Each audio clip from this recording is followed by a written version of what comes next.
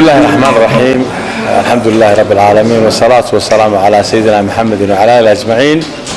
أما أنت فرحت بأنه أهدانا هاي سوماليلاند إن كسر وإنه جيجا تيورادها هرجيسة وفد بلارن وكسر دولة إثيوبيا دولة أسوان هاي دولة أن شارنا هاي ورالنا هاي علاقات بدلنا هاي وفد جن وأهمية يسوون أي تحسد العلاقات يحق بشو حق دقالها أي هرمكها أي نقود هذينه وهجامين أحمد سفيان وزير كفاينانسكا وزارة خلابدان يتيمم كلا ولا سعودان وحاول مهم مثلا قوض هذينا وحكمت كا تكذب بربرة ليلكا تران عن دون لا سمايو شتكا يوحيا بدنا كله له هرمك إنفراستراكشر كودنا كنا هذه أدان وسود ويننا طبعا مركان الشركة قال لك بعدين وربنا دوسين تونا بعدين نمك كورن لبكر الموضوع الإنجليزي.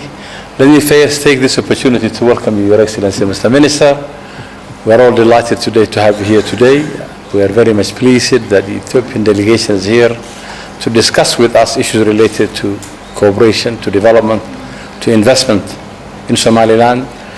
They are very much interested in looking at the port, the corridor, the energy, the rail, and we are trying to see how we could strengthen the relationship between the two countries. The two countries are two countries that are brothers. We have a lot of things in common. We're neighbors.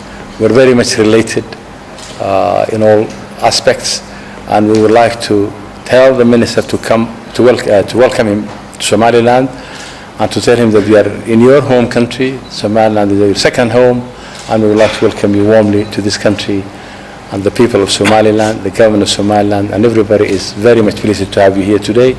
Welcome, Mr. Minister, to Somaliland. Thank you very much, Mr. Minister.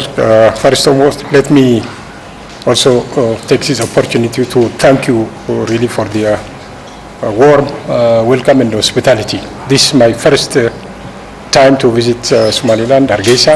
I'm very happy to be here. We are following the development in Somaliland regarding peace, stability, security, and economic development.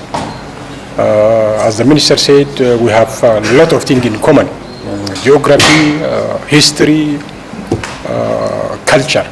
I came here to explore how we can further strengthen our economic relationship in the field of trade, investment, infrastructure, including energy, railway, roads, and also the possibility of using various ports in Somaliland. I will also visit a number of places in Somaliland in the next 2-3 days. I came here with a delegation from Ethiopia. So let me again conclude by thanking the Minister for really giving us this opportunity for your invitation. Thank you very much. I'm looking forward to have a fruitful discussion with you and with your authorities in the next 2 days. Thank you very much. Thank you very much. Thank you very much. السلام عليكم. سؤال مرة بين مركز